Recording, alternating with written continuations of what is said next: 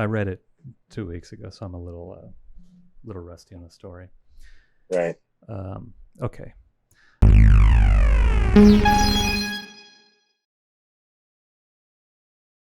Adventure Comics 369, featuring Mordru the Merciless. This is Shooter, Curt Mm-hmm. Swan, Jack, Jack Abel. Yeah, Abel. I think this amazing splash page is solo Curt Swan. It is the one page that he felt he needed to finish himself. And this is my copy that I paid $20 for this because it's the first appearance of Mordru. And then when I got it home, I discovered that popped staple. They screwed me. You gonna try to restaple it? I didn't bother. No, it's broken. The paper's broken. Oh yeah. But because of that, we'll look at this other copy. Kaboom! Big boy. It's in the Treasury, number C49. C49. 1976. Mordru here in the Mordru. and this thing blows you away when you open the cover. I So love how good. big this is. I kind of want a poster of this hanging up in the house. Somebody I was reading thought maybe it was intended to be the cover, and I kind of wonder if that's true too, because it really kind of shortchanged. As great as it is, it's not really a great splash to the story. It almost feels like maybe they had a different page one and they swapped it out for this, because if you go to page 2, you have this very dramatic scene crammed into like this one kind of unexciting panel. You've got Mon-El walking in with Superboy's body there. You would think that would be like the big splash, like he's storming through the door with Superboy over his shoulders, like whoever we're fighting just knocks Superboy out, Yeah, you're right. That is kind of a strange choice. Definitely suffers from being compressed. Been trying to fit a little too much story in there, but it's a great.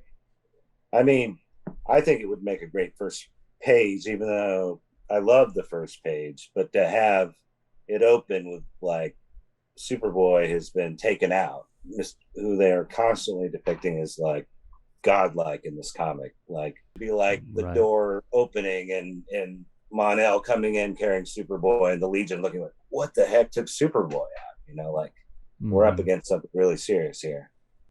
But I mean, that's another example. Like, there's definitely been a shift in the way they're writing the comic, probably because of Jim Shooter, for the better. Because in earlier issues, there's nothing you can do to Superboy unless there's kryptonite, and there's definitely a lot more like drama in this comic. Like, there's several points where I kind of feel afraid for the characters, which I can't think of ever happening earlier in the series.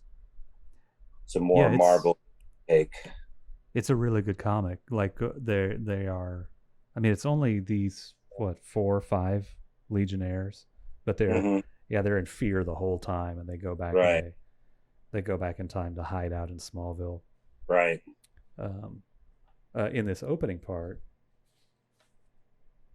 I thought it was kind of neat. They do a flashback within a flashback. Right. Explains how she freed Mordru. Mm-hmm. And then within the flashback, she almost frees him. But before she can free him, Mon-El says, no, don't open this door, and this is why. And then we go into Mordru's backstory, which is another first that I can think of in the series. We're seeing an entire adventure here that never happened. Like when you read it, like, did I miss an issue? Looks like a pretty good issue too. No, it's good. I mean, even this way of explaining it is like, oh, this happened in the past, then this happened, then that happened. Like, it's still pretty fun fun story. And like, there's this whole thing where Mon-El shows up as this guy with the like the the purple mesh. Right, But right. this is Mordru in as a giant bad guy. They take care to kind of place it. It's during Saturn Girl's tenure as leader, so maybe the early 300s, I guess. Yeah, yeah, really putting it into continuity. I gotta say, I also really I love the giant, but the panel right above it where his hands are like, yeah, it's I was just great. I was just looking at this one over here where they've kind of done some whiteout, making him a Oh, right, specter, right. and I guess it's because he somehow just used his powers to win the war again or whatever, Right. but he's not actually there physically. Pretty cool. Jamming their weapons. Yeah, like this is a big, strong bad guy, and Yeah. and he has this ridiculous hat, but still a pretty good bad guy. Um, Is that supposed to be an eyeball on his hat? it I sure guess. sure looks like it, like a well. See here, it's kind of a jewel, I guess, Oh, okay. or something. Like in Mm-hmm. here, it's white. Mm-hmm. In the original, it's not white in the middle. Like it's not sparkly. It's just a red thing. Okay. Not sure. On Yeah, on page 4, right there on the left, you see him in profile, kind of, and it's sticking out like a big round ball. Yeah, real bulgy, isn't it? Mm-hmm. And he has a big bald eagle, or what do you call Right. that creature that's part lion, part eagle? A griffin. Uh, Griffin. This is strange right here. It's like it's The showing like chain the fence. inside of the yeah, like the works of the containment thing that he's in, like breaking, I guess. I didn't even Yeah, notice this stuff until in the original magazine. It's this line is purple. Here they make it like a panel border. like yeah. It's the side of It's this, huh? the safe, But he's just punching his arms out the side. like Like, a horror story. yeah, and look at this right here Mm-hmm. versus the Adventure Comics version.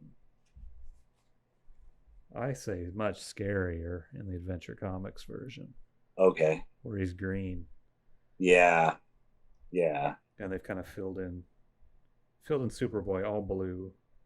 Mm-hmm. Mon-El's got reflecting some green light. Here it's much more literal Right. on model colors, but like Definitely. this kind of boiling. I guess he's melted the safe or melted the cell that he's in. I think so. I think so. And Love then the highly cross-hatched Superboy with the cape draped over his face because he's enduring the heat. Kind of reminds me of like some of Frank Miller's '80s Superman drawings. yeah, I can see that. Where he draws the contour line. Right. There's like a lot of stuff in this issue that I'm unaccustomed to seeing Curt Swan do, and some of that's probably because of Jack Abel.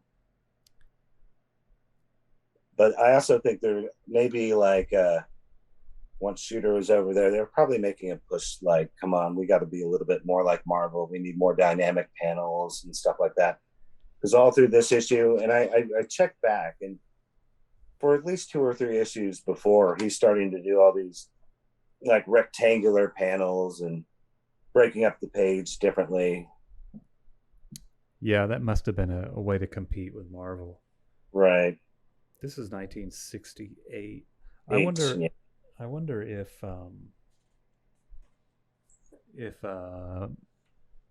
Weisinger had begun to like loosen his grip on the Superman line of magazines, and maybe Mm-hmm.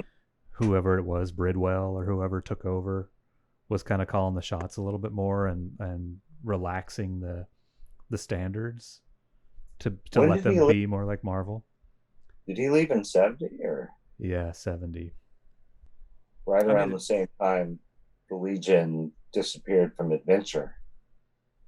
I wonder if he was like, that was his baby and he didn't want anyone canceling it. And once he was gone, they didn't feel like they needed to keep it.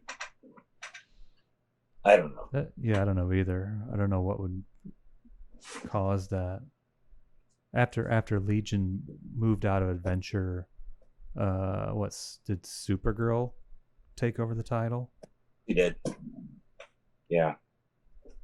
And did Legion immediately move to Action, or was there a gap? I don't even know. I think there was. I feel like there was a gap, but not necessarily a significant one. A couple of months, maybe. But I mean, it was definitely a demotion. I mean, they were, down to like, what was it, 6-8 pages? Yeah, but how does that timing work? Because if this is 1968, mm-hmm. and the Legion headlines this until 380, that's another 11 months. It's around it's around the same. But I always think of those action stories as like 1967. They're not. They've got to be like 1969 and into 70, right? Yeah, I thought for some reason they were 70. I mean, you're probably right. My memory's off. To me, like the storytelling and the artwork looks earlier than 70s. Right. But DC's always a little anachronistic. Everything looks a little older than it is. They were kind of trailing behind Marvel. Back to the story. They're hanging out in Smallville in the days of Superboy in Smallville. And so they all decide they're going to stay there for a while. They all take on new identities. They paint up Shadow Lass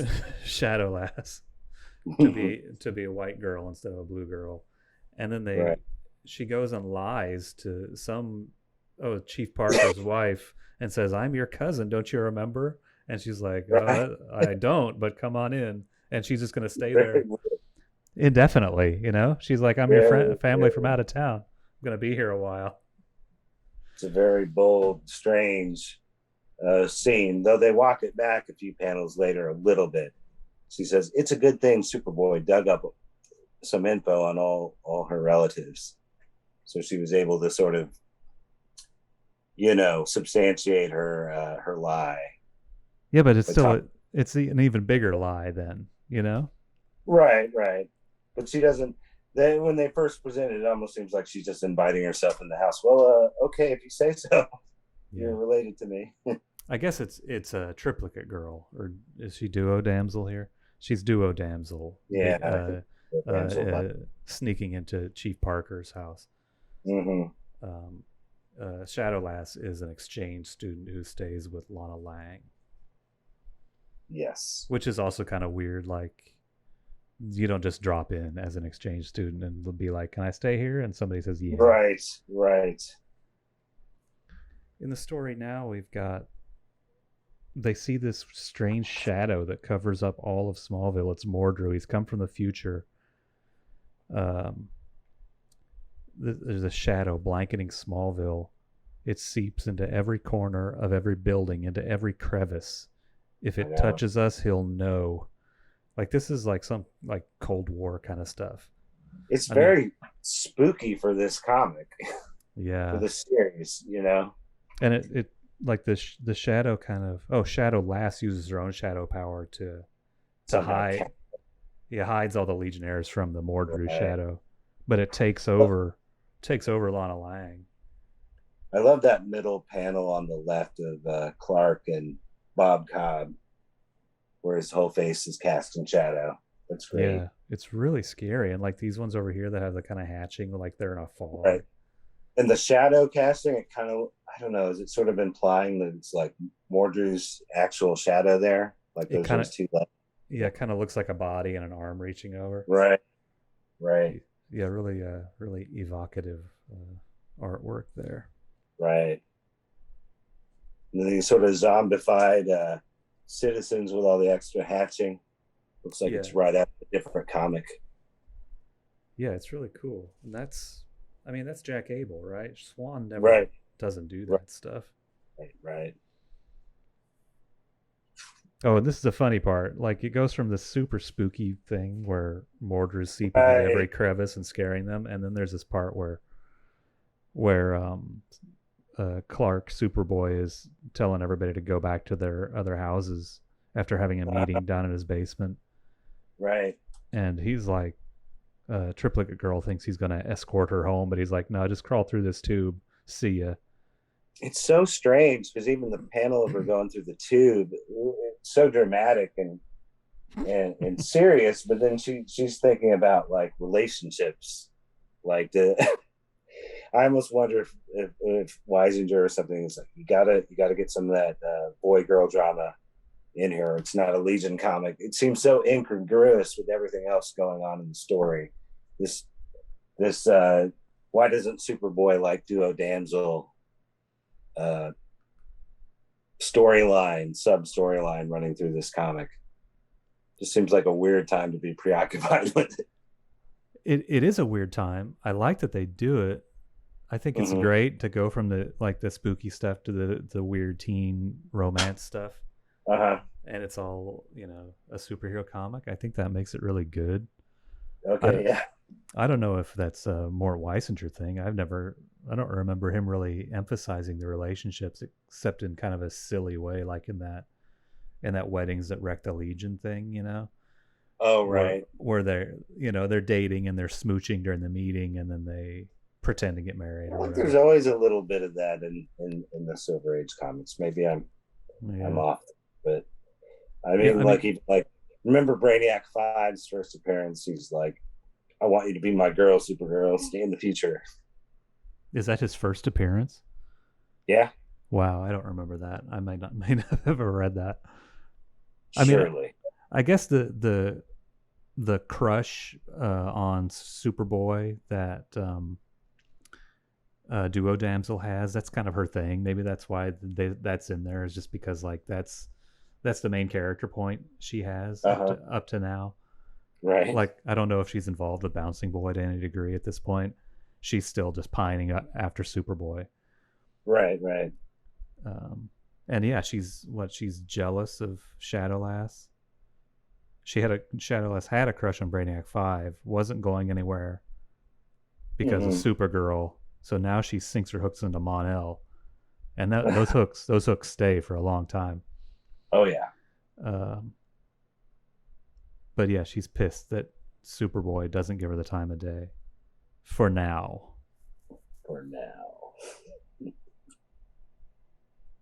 Oh, but she also knows it's kind of futile because she has seen who he marries when he grows up to be Superman. Right. But who does he marry? Who's he going to marry? Probably not good to get involved with someone from 1,000 years ago. Might not be good for the space-time continuum. But they can just date and kiss. I guess teenagers don't think about things like that. No, I mean, the heart wants what the heart wants, right? Right. Okay. Is this let me ask you about this Judy Jupiter thing. Is it in the little book? Oh, well, let's look. Definitely looks older than 1976. I think they took out the page numbers in the Treasury edition.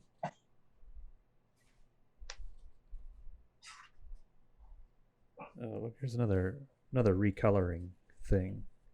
Oh, yeah. In the magazine, yeah, it's very dark down here in this tunnel, and then she's all in shadow, and then here it's just literal colors. Yeah. I'm not liking the literal colors in the Treasury. Yeah, I agree. Some boring person did that.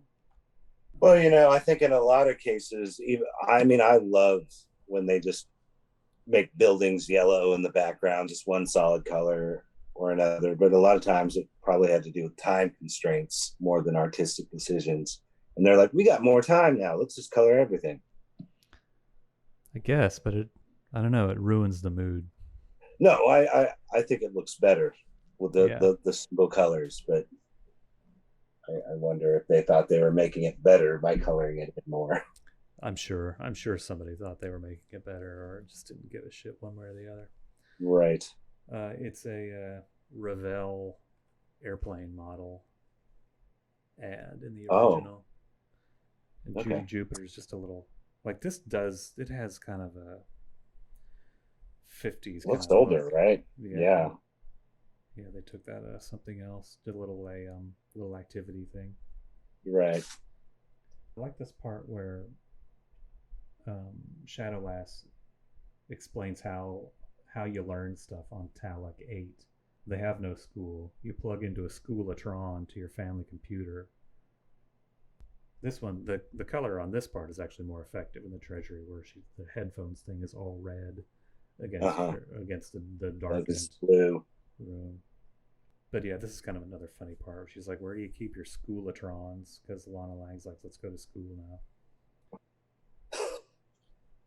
There's also this very strange thing going on in this story where like they're keeping us all from Lana Lang, but Lana Lang is a member of the Legion.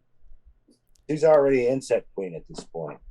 Don't they kind of explain that? Like they don't want to tell her because they would have to reveal Superboy and Clark, right?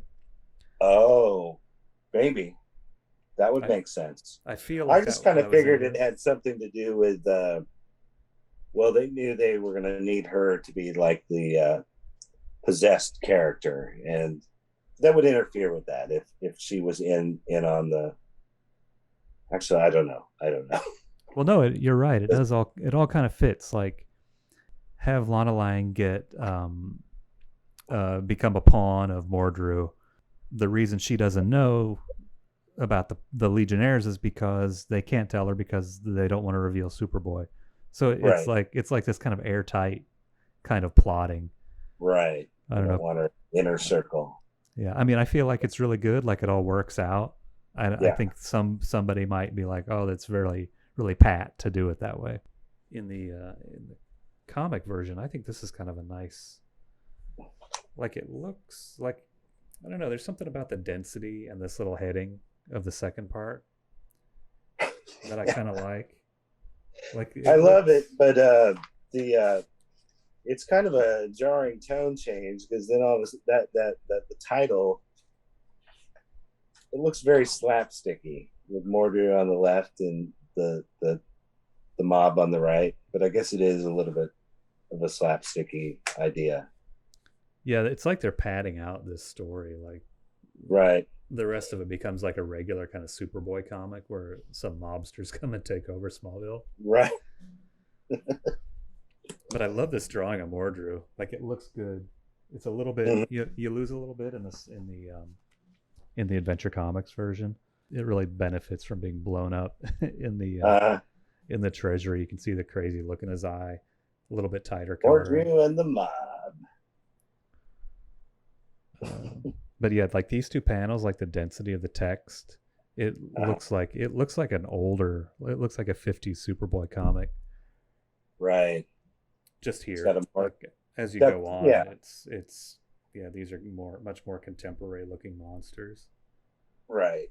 But it starts yeah, it's got looks more like a comic strip with the rigid panels and the density. Yeah, I mean the lettering's good. That's something I wanted to talk about or just point out. Like Yeah. I think on comics.org it says that the lettering is done by that guy Gaspar Uh-huh. Saladino, who did a lot of the cover lettering. Uh-huh. As you get into the like once Irish Snap kind of is out of the way, Mm-hmm. it's all Gaspar doing like this kind of stuff, and probably these.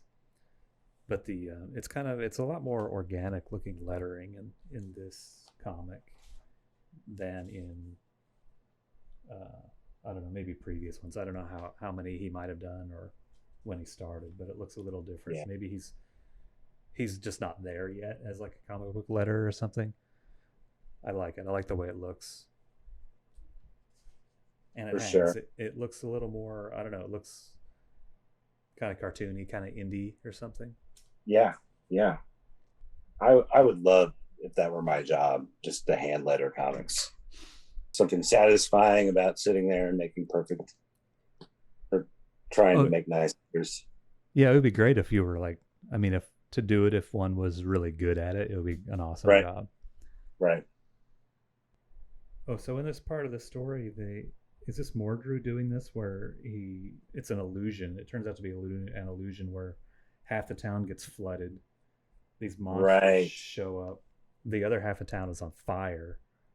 He's trying dinosaur. Trying to flush them out. He knows they're hiding in their secret identities, which he for some reason can't see through. So he's trying to bait them into using their powers to save the day. Pretty funny. Mon-El's just looking at him like they're idiots. Oh yeah, Mon-El, he's not really in this, is he? He's off being Bob Cobb and selling brushes. Well, like he actually has to. Yeah, but he actually has to take on a job. The other guys are like school kids, but Mon-El is in the guise of a traveling salesman. So I guess he's working. Like he's selling brushes. Yeah, in this scene, it's just the high school kids going around, and Bob Cobb's out there trying to make a living. Well, on the page previous, go one page back. Like he does not see. He's there in the upper right-hand corner. He walks up on them and he's like, "What are these guys freaking out about?" Oh, that's right. Yeah, here he is. He doesn't see the illusions for some reason. It's like, this is obviously an illusion, Superboy. Come on. Yeah, that is kind of funny. Bob, the town's being wrecked. No, it isn't. This is obviously an illusion. You stupid fool. Guess it doesn't affect Daxamites the same way. Yeah, that is kind of strange. Such an amateur Superboy. He's just a simple kid from Smallville. He's had 1,000 years to work this stuff out. Yeah. I mean, Mon-El is a really worldly guy. Like he literally lived 1,000 years, right? Right. Yeah, this is just some silly shenanigans. I guess there's this part here where there's a runaway truck and they don't want to use their powers because then Lana will know and the whole town will know, Mordru will know. So So a triplicate girl takes this sign and throws it at the truck. I think those are great drawings. It's very dynamic. Again, it's more dynamic than I'm kind of used to seeing Curt Swan draw. With the way swinging that sign and throwing it. Of course, it's hard not to wonder, like, is this really the safer alternative, tipping over one of these trucks instead of just letting them hit each other? Well, it's a head-on collision could...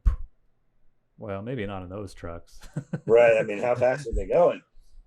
Yeah, they are just kind of in downtown Smallville. They probably are going like 5 miles an hour. Right. So, yeah, she does wreck this one red-purple truck. Right. But no driver was harmed, right? Yeah, nobody seems mad about it. But yeah, I like this page, too. I like she really looks like she's lifting something heavy. Right. Good throwing. I like this razor blade technique on the inking here. Yeah. I always love seeing that stuff. Good silhouette here. This is a very silly drawing of Bob Cobb, though, where he's like surprised, sticking his butt out. He looks like alfalfa or something there. Right. But she saves the day, and now maybe Superboy's going to notice her. And then what the hell is going on here? We're getting into the mobster story. There's like this human fly robbing the jewelry exchange. For some reason, there's a huge jewelry exchange in this tiny middle of nowhere. Right. It's kind of like Mayberry. It's a small town, but if the story demands it, all of a sudden there's a department store there and there's a hotel there, and it's like how big is this small town? Yeah. Well, yeah. Look at this. Like the skyline of Smallville. Or is this Smallville or is this a different town? Yeah, it's Raleigh. It's Raleigh. It's Mount Pilot. Mount Pilot. No, this is Smallville. Look at this huge skyline back here. What is this town? Right. But yeah, some 30s style gangsters. Like, I mean, is this the 1930s? Is that when they're going back to for Smallville? Or is it the 50s? At this point, it's got to be the 30s, right? Yeah, yeah. I think you're right. So we got, yeah, this guy's got a Tommy gun. These guys are like Machine Gun Kelly. Hmm. But it's like that weird hybrid kind of past, like the way in like Happy Days, it's in the 50s, but they've got sideburns and big hair like the 70s. Like Superboy at this point lives in a time that's supposed to be the 30s, but kind of feels like the 60s. They've all got 60s haircuts and stuff. Right, But right. a Superboy story produced in 1968 would have been like Mm-hmm. 20 years ago, or 30 years ago in 1938, Right, right? right, right. But these guys are even older than 1938. These guys are like Dust Bowl kind of bad guys from the early 30s. But whatever, kids But don't know. they're kind of weird in of themselves, even if it is in the 30s, because the guy is talking about, he talks like he's a king, and he uses a lot of old language. Mm-hmm. Like he almost seems like a Batman 60s TV show villain. Like he calls all of his men his loyal subjects, and Oh yeah, one of his bad guys, one of his cronies, is named Slob. It kind of reminds me.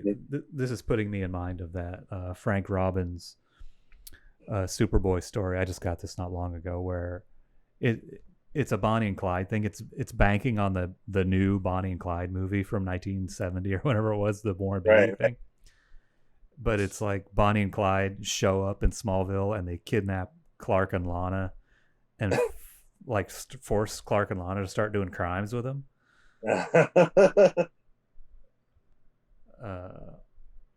He just has to go along with it so he doesn't reveal his identity, and exactly, like he could wrap this undermine them behind the scenes, kind of. Yeah, he could wrap this up easily, except that Lana Lang's there. So yeah, right. I don't know. It's kind of a fun comic, but it's like that. It's like this sort of anachronistic, old-fashioned. Right. Yeah, so they're looting the town, mm-hmm. and then the Legionnaires try to get all the good people of Smallville to revolt against the bad guys. And yes, because they're not just looting the place; they're like conquering it. Like it's become part of their territory or part of this. Yeah, even cuts the telephone wires so they can't call out of town for help. Right, but all this stuff, like there's golf clubs and furniture. This guy Slob is saying here's more tribute from the stores. Yes. So I don't know why he wants like furniture and fur coats and stuff. He's got his throne on top of the car there. Yeah, which is just a nice like lazy boy. Right. This guy's bringing some coffee and cookies. Yeah. Yeah, and this guy's bummed because he needs the money for his family. He's got I was looking at his produce card. It's kind of, the proportions are kind of weird.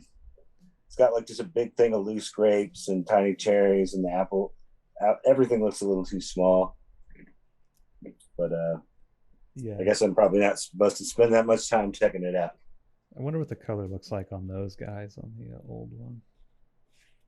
Better, I'm sure. It's really weird how like within a couple of pages we've gone from the town flooding and being on fire to this stupid gangster thing.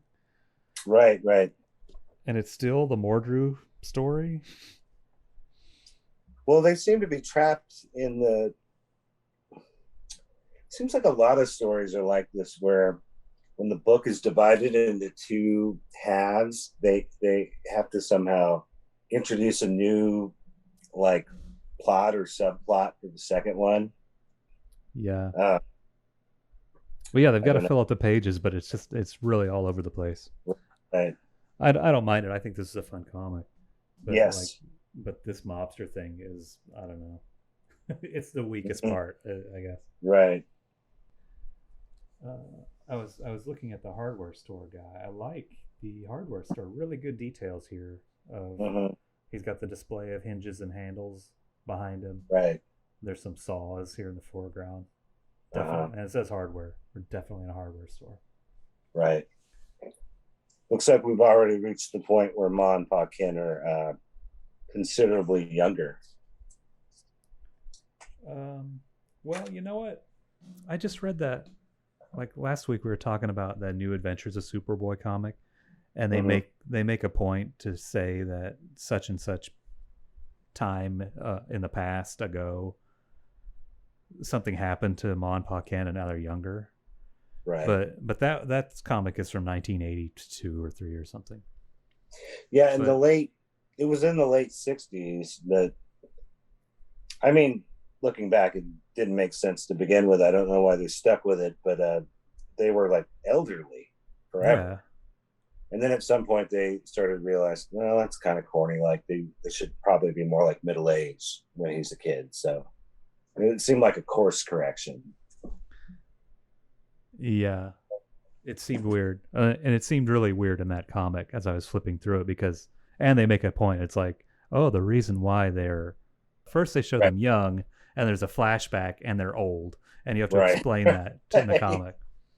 Right. But see, this Pa Kent doesn't look like that Pa Kent. Like he doesn't have glasses, and he looks like he's tough. Like he looks really like, I don't know, like put together, handsome, fatherly guy, not like the kind of shop owner. Like Dave Berg. Yeah, this guy looks like Dave Berg, the hardware store guy. Mm-hmm. Actually, he looks a little bit more like Jack Davis. If we're talking now. Oh, yeah. Anyway, the guys are getting bombarded with heads of lettuce. Well, the hardware store guy looks like John Goodman. Oh, he does kind of, huh? Good hardware store guy. Yeah. Yeah, it only takes a matter of minutes. They're taking care of the mobsters. Pelting them with lettuce.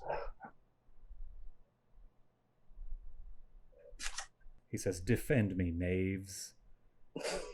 That's King Carter. Look at this guy. Wow, that's a face. Yeah, they seem so much like one of those weird gimmick gangs in the 60s Batman show when they ran out of like the big name villains. They'd come up with these sort of goofy themed mobs. Yeah, I wonder if Shooter wanted these guys, like wanted King Carter to be like a guy who wore a crown, and right. Kelly and Slob are like in jester costumes or something like that. Yeah. So once they vanquished these guys, they're still hiding out from Mordru. Yeah. Oh yeah, this part is extremely creepy when this strange close up of Lana Lang with the glasses. Oh yeah, it's like, really cool. Mordru is in her eyes, and she says, "I am Mordru's eyes. Mordru will know what I saw. He will come." Mm-hmm. And then he shows up. Right? There's an explosion. And this is another awesome Mordru drawing. Yeah, one of the best. Yeah. I think it's a very iconic image from Silver Age Legion. I love the Legionnaires in this too, even though there's something a little weird about them. Like they kind of look like smaller children, maybe because of the head size. But I like that. Yeah, they definitely all of a sudden, which they didn't have before, have like teenager proportions, like right 14-year-old proportions, right, which is, I mean, it's incongruous with the rest of the story, but like they're Legionnaires. I guess they're kids. The coloring in the original magazine is much more effective, right? Like it's got this kind of yellow highlights on the side of his face. Oh yeah, the 100% cyan instead of red on his name. Right. And the green and yellow versus this kind of, I don't know, very consistent smoke color here. Right. And the characters, like maybe it's just my copy is kind of washed out. Like Shadowlass isn't blue. Seems like it'd be a good blacklight poster or something. Oh yeah, it would. It says the little caption under at the bottom's different. At the end of Treasury, it says things are starting to heat up, so you'd better turn to the second part of this Legion epic, The Devil's Jury. Mm-hmm. In the original, it says, "When you know it, the showdown finally comes and we're fresh out of pages. So we'll have to wait a month, but it'll be worth it. Pete Ross and Lana, Insect Queen Lang join the battle in the next issue of Adventure." Wow. That's a good, what do you call that? Epilogue? Good little teaser for the next issue. Teaser. But yeah, we'll get to see Pete Ross in action. Whatever he does. Is he going to throw a rolled up newspaper at Mordru? Yeah, I guess he never really had like a Insect Queen kind of identity, did he? At least none that lasted more than an issue. Yeah, I don't remember him ever doing anything, really. There's no more Mordru stuff here except the second part. Yeah. So we're going to put up the Treasury for now. Yeah, they're face-to-face with Mordru now. More next month. On the page prior to this is some ads with... have you ever heard of Ketsugo? Is that a real martial art? Not that I know of. Legion Outpost. First letter. What color would Brainiac 5 and Shadowlass's children be? Red? Yeah. Eugene Love thinks they might have red children. The editor says no, they'd probably be blue-green.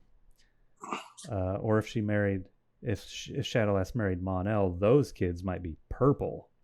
Right. Sadly, it never came to pass that Shadowlass and Mon-El had a child, purple or otherwise. Yet. Not yet. It's never the end. The next letter is taking Jim Shooter to task about his limited knowledge of karate. This guy, he doesn't want to come off as a know-it-all. He says, my knowledge is somewhat limited too.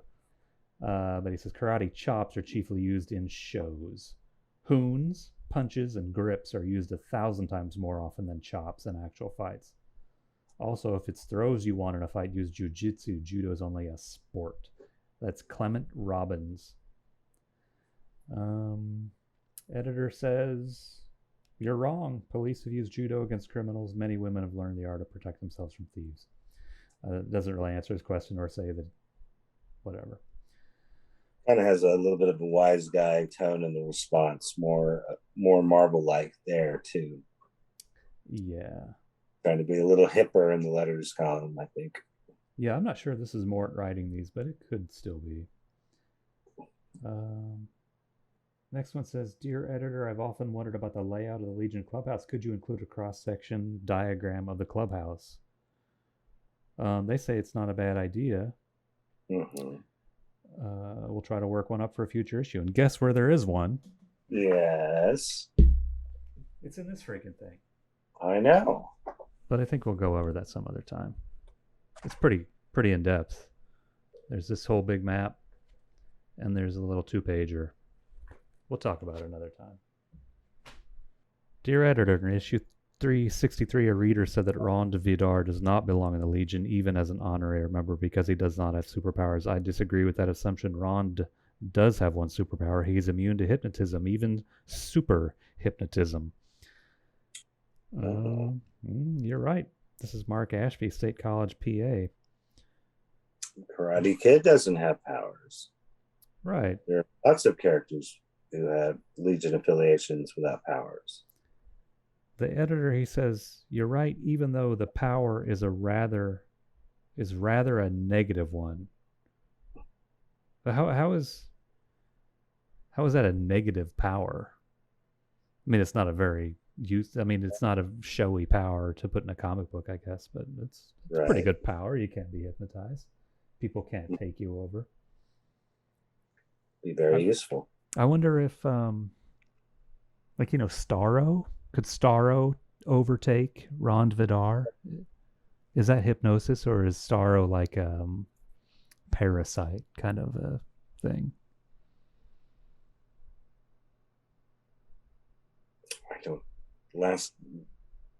I'm not sure. An inability to be hypnotized would protect you from that. I imagine it's got like tendrils going into his brain or something more intense. We should ask the editor, I guess. Yes. This is an interesting question. I don't even remember reading this last time. Dear editor, I have a candidate for membership in the Legion of Super Pets. He is Bazark, an invisible dog I invented some time ago. While he lives in the 20th century, you can't really be sure because he is invisible. Maybe he's in the 30th century after all. Of course, he would be easy to draw. All right, wise guy. Allen Field, Atherton, California. Yeah. I did read that. I remember how corny it got by the end. Well, maybe they took his advice. Maybe he's been there all along. Yep, he's in it. In the Pet movie. I think he's been in every adventure. Yeah. He wants royalties. Bazark, the invisible dog. Mm-hmm. Dear editor, I got a great idea. Why not team up Shadowless and Night Girl? The editor says it's such a natural team up that a lot of other readers suggested it too, so we'll undoubtedly do it in a future issue. Ed, but that's editor, right? Ed, the editor.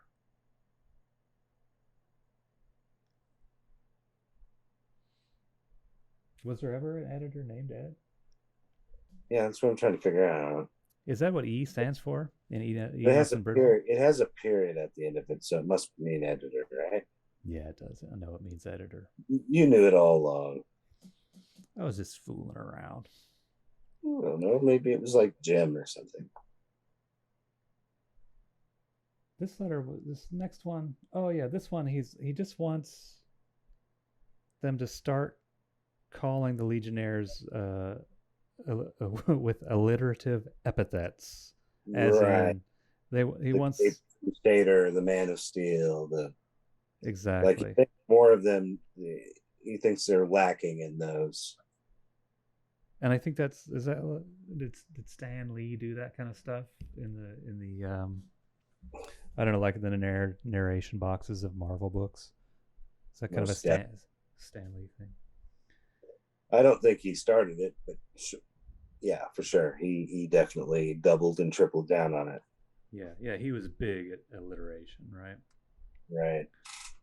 But this guy, Leonard Rosenberg of the Bronx, New York, his ideas include Bouncing Boy could be the corpulent combatant, Chameleon Boy, the Durlin disguise master, Element Lad, the transmutating teen, Matter, the teen,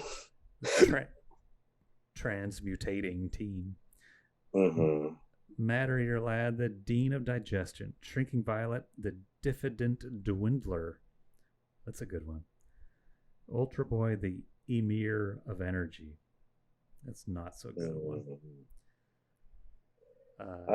I could see them using the Durlian disguise master and the transmutating teen, like in an alliterative box, I guess, but not so sure about some of the others. I mean, I think it would be funny if, like the villains would refer to them that way, like, right, it's Otto Orion or whatever. It's like, oh man, it's the corpulent combatant bouncing again, thwarting me. Oh, it's the diffident dwindler. The editor thanks Leonard for a suggestion and dubs him the Titan of Titles. Well, that's the worst one of all of them. Jeez. Yeah, not so good. In Adventure 365, Karate Kid said that diamond was the hardest substance known, while in Action 359, Supermanium is said to be even harder. So hard a diamond drill can't scratch it. How do you explain this? Mark Cunningham, Troy, New York.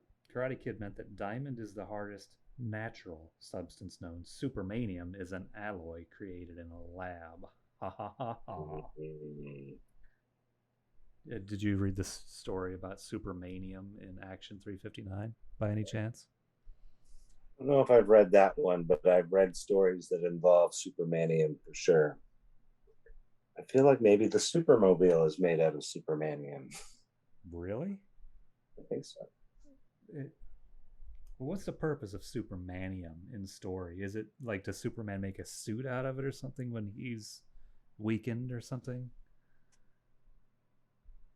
I'm sure he has done that. And it says it says it's an alloy created in a lab. Did Superman make it himself? Does Lex Luthor make it? I doubt he would call it Supermanium if he did. Yeah. I'll call it like Lexanantium or something, right? I don't remember the contrivance. I made in a lab. I still think this is before Professor Hamilton, right? This is back when Superman was a genius at everything. He probably cooked it up in the Fortress of Solitude. Oh, probably.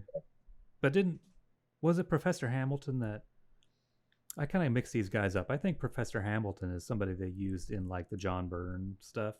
But there was another professor that Jimmy Olsen was always going and hanging out with. And the professor would be like, hey, Jimmy, I got these pills. Don't eat them. And Jimmy's like, I'm going to eat them. Right? But it wasn't Professor Hamilton. It was... No, I don't think so. Professor... It was Dr. I don't know his name, but yeah, he's like one of those Disney style professors that Professor it's like Ludwig von Drake. Right. Professor MacGuffin.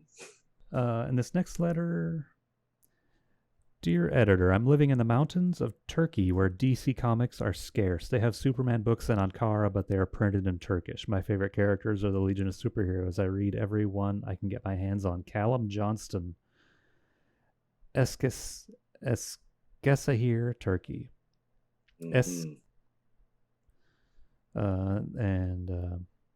I tried to find some Turkish Legion comics online. I didn't have any luck. I found some Superman ones, but they're from later than this. They were from the 80s. I'd be curious what the Turkish Legion comics, just like what the covers might look like. Right. I'd love to see those as well. And I add them to my collection. Yeah, I'm always curious about stuff like that because in a lot of other countries, they will reprint older stories translated, but they'll also do original stories, often in the same book. Like they'll split an issue up over 2 or 3 of their comic, and then like half of it will be reprints and half will be like new stories. They are often like way off model and kind of cool. Yeah, I wonder if... Do you know of that happening with DC? Like you hear those stories about like the Mexican Spider-Man where Gwen Stacy stayed alive for another 1,000 issues or whatever. Hombre Arena, I think his name is. But I don't know that I've seen very many like Turkish Superman stuff like that. There has to be. I mean, I don't know. There must be. To me, it's more of a Marvel phenomenon that they do like localized original Marvel stuff. Right. In that in the 50 Who Made DC Great book, they have a whole page about the guy who like traveled around the world and licensed DC Comics to other countries. And they have a section for the guy who brought DC Comics to France and the guy who brought DC to, I can't remember, one other place. It's kind of interesting. Like that's a big part of their history, licensing these things out internationally. Well, that's it. We got to the end of the Outpost. Oh, okay. They invite you to send your comics on a postcard to 575 Lexington Avenue, New York. This is a very iconic our Army at War cover. Hubert Giffen did homages to this a couple of times. There's in Ambush Bug he did it once, and in Jeff Johns, Gary Frank's Superman and a Legion story, Giffen did a variant cover that was based on this. Oh, okay. Giffen's a fan of this cover, is all I'm trying to say. Right. I would read a Keith Giffen Sergeant Rock comic for sure.